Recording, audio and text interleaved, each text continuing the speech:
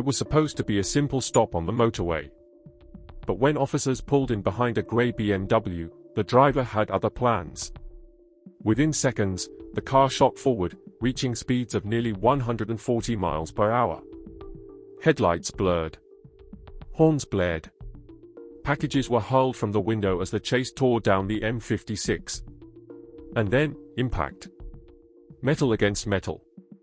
The BMW crumpled into a pickup truck, smoke rising into the night. When officers forced the door open, what they uncovered was staggering: cash stacked on the floor, cocaine worth over £300,000, hundreds of kilograms of cannabis, and luxury goods fit for a king.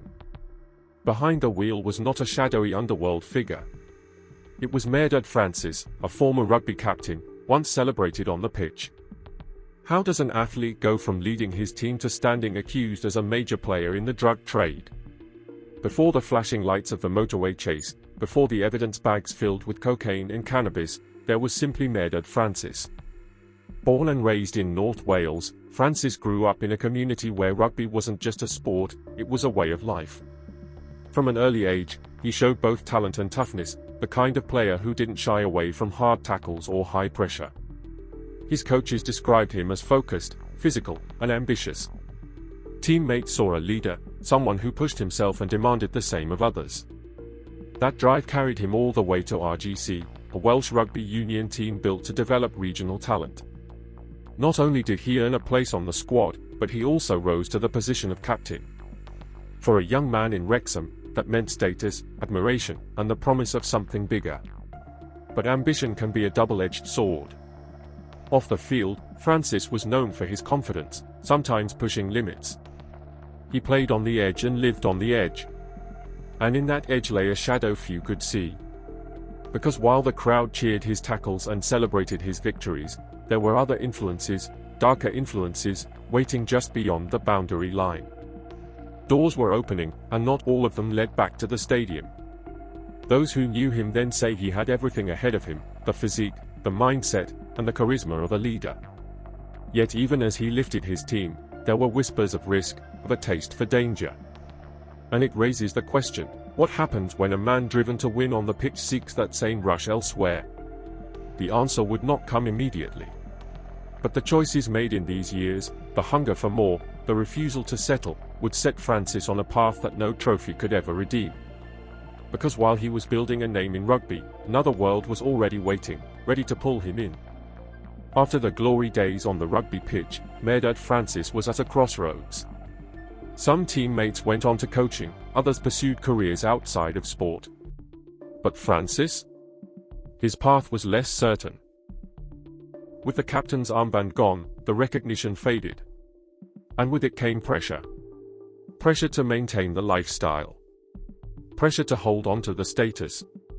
In North Wales, opportunities were limited, but temptations were not. The region, as police have long pointed out, had become a corridor for trafficking.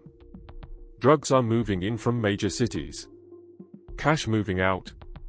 For someone ambitious, connected, and willing to take risks, the underworld offered its own version of success. This is where Francis began to shift. It didn't happen overnight. First, it was connections, conversations with figures who were already known to police. People who saw in him not just a fallen athlete, but a man who still carried discipline, strength, and influence. Slowly, those casual meetings turned into arrangements. And arrangements turned into deals. At first, small scale. Local distribution. A few packages here, a few drops there. Enough to bring in money, but not enough to draw immediate suspicion. He was careful, at least in the beginning. But with each successful run, his confidence grew. And so did the size of the transactions. Police sources later revealed that Francis was not working alone. His name was now appearing alongside others in the networks of North Wales. Contacts that stretched beyond Wrexham. Middlemen with roots through Cheshire and Merseyside. What began as small exchanges soon linked him into a chain that was worth millions. But with every step deeper, the risks mounted. There were brushes with law enforcement. Cars stopped and searched, phones tapped, names whispered. More than once, acquaintances warned him, "You're pushing too far." The spotlight is coming. Yet Francis pressed on. Why? Some say it was the adrenaline, the same hunger for impact that once drove him in rugby. Others point to money. Designer clothes, luxury watches, fast cars. The trappings of wealth that were later catalogued by police, a Rolex, Versace sunglasses, and thousands in cash. But in this world, success makes enemies as fast as it makes profits. Rival figures saw him as an outsider climbing too quickly. Police saw him as a target worth watching. And inside his own circle, loyalties were beginning to fray. The first steps had been taken. The door was open. And once inside, there was no turning back. Because Francis was no longer just a former rugby captain, he was a man building connections in one of the most lucrative drug trades in Britain. And those connections were about to lead him into darker territory, where a single mistake could mean prison, or worse. By the time Maredudd Francis had fully stepped away from rugby, his life was no longer defined by the roar of the crowd. It was defined by movement, quiet, calculated, and profitable. According to investigators, Francis wasn't just moving the occasional package anymore. The consignments were larger, the networks wider. Police intelligence shows that his operations stretched beyond North Wales into Cheshire and across the border into England's transport corridors. The M56 and the A55, routes that commuters and families used every day, had quietly become arteries for the drug trade. And Francis was no longer a small player. When Cheshire police later raided his home, they found 8.6 kilograms of high-purity cocaine, worth over £300,000, along with 380 kilograms of cannabis, evidence that pointed to an operation of scale, not chance. This was a man plugged into supply chains that reached far beyond Wrexham. But how do you move that much product without drawing attention? The answer, investigators say, is legitimacy. Fronts. Francis had access to cars, property, and the appearance of respectability. To neighbors, he was just another man who had once been a rugby captain. To police, he was starting to look like a trafficker hiding in plain sight. With the money came influence. Designer goods were seized, Rolex watches, Versace sunglasses, and thousands in cash. But beyond the material wealth, Francis had something even more powerful: control. Police sources suggest he kept a tight grip on his network. Some followed out of loyalty, others out of fear. Whether through promises of quick profit or unspoken threats, Francis ensured that shipments moved, debts were paid, and silence was maintained. But in this world, silence never lasts forever. Rivals in the region were watching. The North Wales drug economy, already contested by gangs from Merseyside and Manchester, was not the kind of place where one man could rise without notice. With bigger consignments came bigger dangers. Competitors wanted a share, and police wanted a name. Still, Francis pressed on. Each deal was larger, each journey riskier. And though the profit stacked up, so too did the tension. The question was no longer whether the operation could keep running, it was how long before someone broke the chain. Because, as every investigator knows, the larger the empire, the more fragile it becomes. And Francis's rise was about to face its first real fracture. Because success breeds envy. Not everyone in his inner circle remained loyal. And soon, a call would be made that would shake his entire empire. By now, the scale of Maredudd Francis's operation could no longer be dismissed as small time. Police records make it clear, when they searched his premises, they uncovered 8.6 kilograms of cocaine, valued at more than £300,000, and a staggering 380 kilograms of cannabis. Alongside the drugs were luxury items that told their own story: a Rolex watch, Versace sunglasses, stacks of cash, and boxes of designer goods. These weren't the possessions of a struggling former athlete. They were the trophies of a man who had built himself an empire. To those on the outside, Francis maintained an image of respectability. A familiar face in Wrexham. A former rugby captain who still carried the aura of discipline and leadership. But behind closed doors, the trappings of wealth told a different story. The BMW he drove. The nightlife he frequented. The kind of lifestyle that raised questions without offering answers. And yet, that image of success came with a cost. The bigger the empire, the greater the risk of collapse. Police intelligence reports revealed that Francis became increasingly cautious. Surveillance was always a possibility. Phones could be tapped. Cars could be followed. And so he tightened his circle, demanded loyalty, and watched closely for signs of betrayal. But paranoia can be as dangerous as any rival. Within his network, disputes began to surface. Who controlled which routes? Who deserved a bigger cut? And most importantly, who could be trusted? In the world of drug trafficking, loyalty is fragile, and betrayal is only ever a phone call away. Some say Francis began to sense it. The cracks were widening. The very empire he had built on discipline and ambition was now threatening to turn on itself. Rivals outside wanted a share. Rivals inside wanted more. And police were watching, building their case, waiting for the right moment to strike. Francis may have believed he could keep control. But the truth was already closing in. Because no empire, no matter how wealthy or powerful, lasts forever. And soon, one decision, one betrayal, would bring his entire operation crashing down.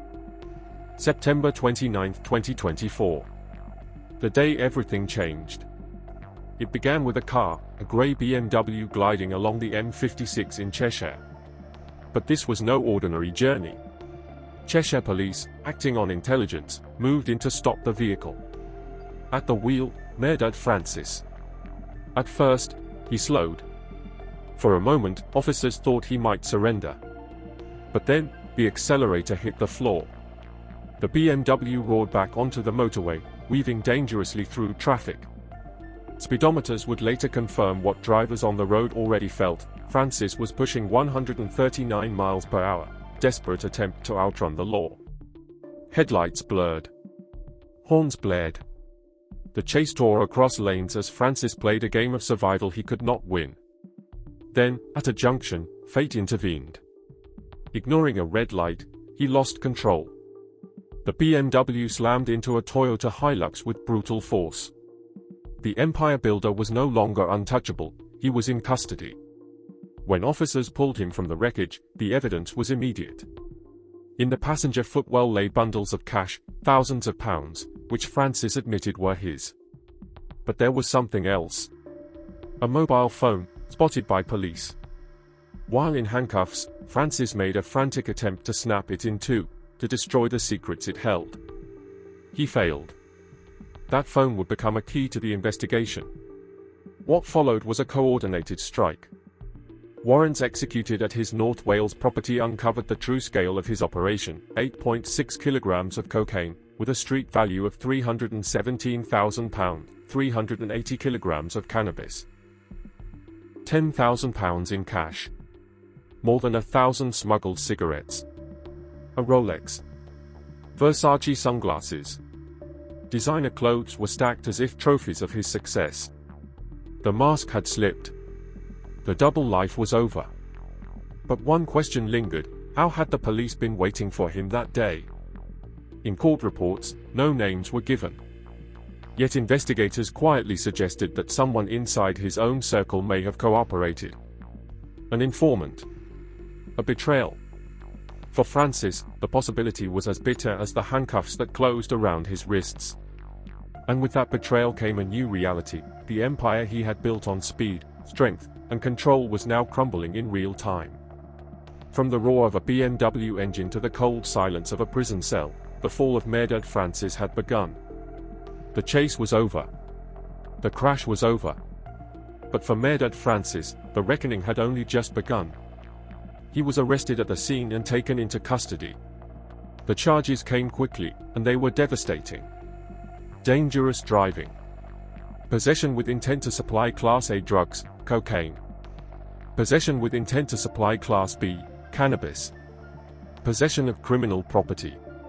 Each count carried weight, each one a reminder of how far he had fallen from the rugby pitch to the courtroom dock. The very next day, Francis stood before magistrates and pleaded guilty. There was no trial, no elaborate defense. Just a single admission that the evidence, the cocaine, the cannabis, the cash, the luxury items, was undeniable. On January 28, 2025, the case moved to Mold Crown Court. Before the judge, Francis listened as prosecutors described his blatant disregard for the safety of others. How his 139-mile-per-hour flight down the M56 could have killed innocent people. How his role in trafficking drugs on such a scale placed him not at the bottom of the ladder, but near its top. The sentence was precise and final. For years and 4 months behind bars. A 2-year driving disqualification to begin only when he was released. And when that day comes, he will face an extended driving test before ever being allowed back on the road. For a man once seen as a rising athlete, the fall was now written into law. The press carried the story across Wales and the UK. The Independent. Cheshire Police. Headline spelling out the downfall of a former rugby captain turned convicted dealer. On social media, outrage spread, anger at the drugs, anger at the danger, and disbelief that someone once celebrated could fall so far. But beneath the clear verdict lay shadows.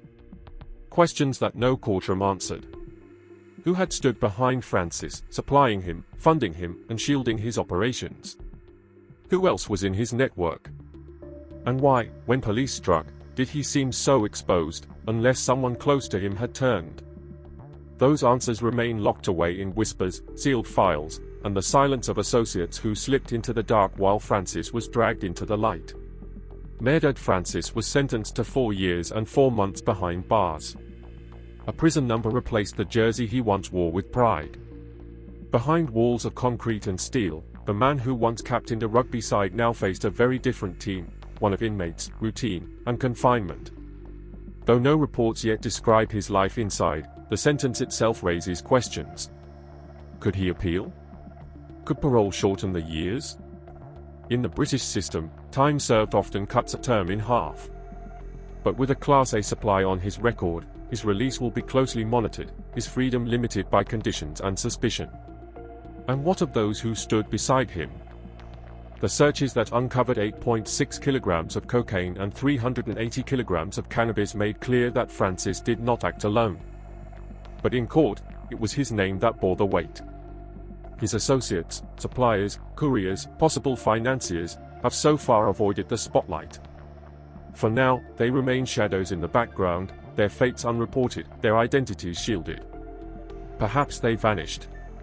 Perhaps they still move product in his absence. The cost, however, was felt far beyond Francis's circle. In Wrexham, in North Wales, and across the supply lines his operation touched, families were left scarred. Communities saw sons and daughters pulled deeper into the grip of addiction.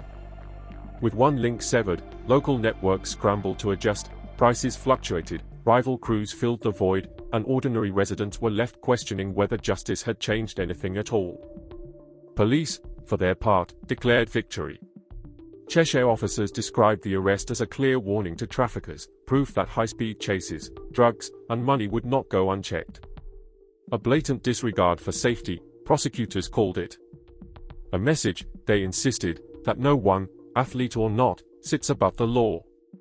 But beneath the surface, doubts linger. Did the empire ever truly belong to Francis, or was he always just one link in a chain?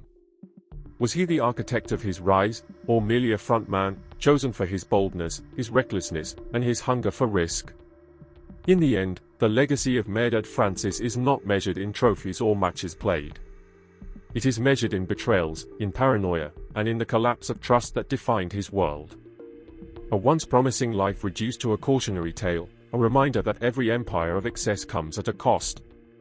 And that cost, for Francis, is a prison cell, a broken reputation, and a community still left to pick up the pieces. Maredudd Francis once held a rugby captain's title, the respect of teammates, and the admiration of a community. But choices made in pursuit of more money, power, risk, led him down a road that ended not in glory, but in handcuffs. 52 months behind bars now mark the legacy of a man who had once been destined for more.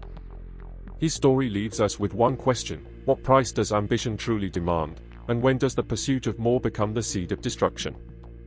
If this case gripped you, make sure to like this video, subscribe, and ring the bell, so you won't miss the next story, where we uncover another fall from power and the hidden cost of a life lived on the edge.